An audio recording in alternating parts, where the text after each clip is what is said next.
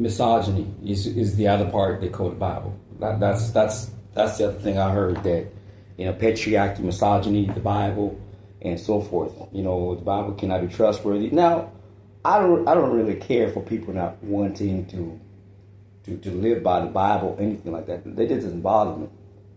But I got curious as to why, if you look at the prophets, the men, okay? Most of the biblical characters, Abraham, Moses, Elijah, Elisha, John the Baptist. You look at the characters and it's like they're men, okay? But one thing I learned about, if you look at some civilization like the Chinese people, the monks were predominantly men. I know there's female monks, but the monks were predominantly men. There's a certain devotion that men can attain in terms of living for their maker, like not going without the pleasures of this world and living for their maker. So you see the prophets, when only John the Baptist was beheaded, Elijah, what's her name, Jezebel, she wanted to kill him, but you see that there's a certain devotion. So I used to wonder, why are not women in the same positions? Why do we not insert women in the same positions? But one thing I've learned is women compete against God. They really do. Women compete against God. The Most High. Because women will say, I'm a goddess. Okay?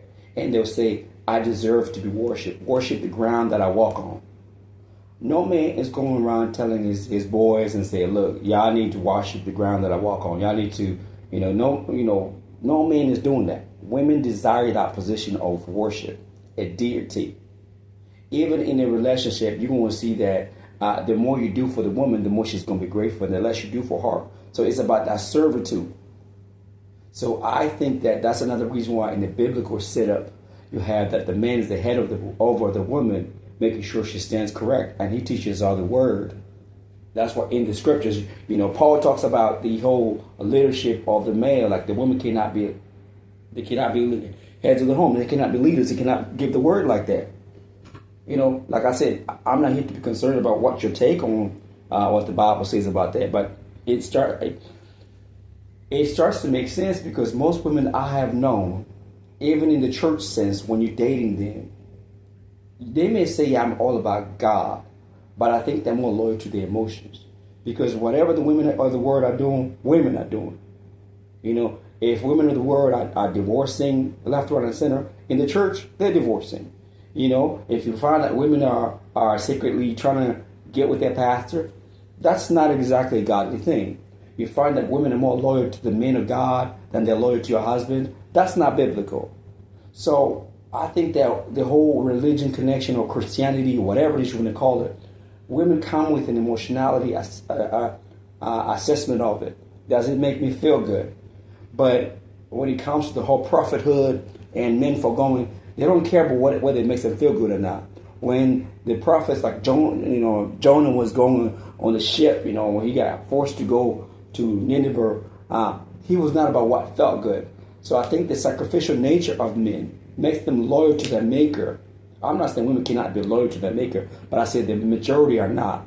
They're about what they feel and what they want. Because even in a godly setup, they want to be the center of it all.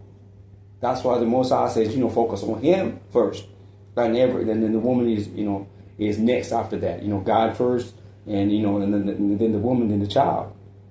But I see why women, like even a woman when she's preaching, oftentimes you see the ladies that be preaching, they be wearing clothes that will draw attention, so that they can get that attention. So when you desire attention like that, you desire to be worshipped. You can't really be in the center of leading people to the Most High. But when you call that behavior, that's why the Bible had a lot of male figures, they'll say that's misogyny, that's patriarchy. But there's something in men that's willing to self-sacrifice. I don't really see that in women. I know that there's some that exist, but you don't really see it like that on a larger level.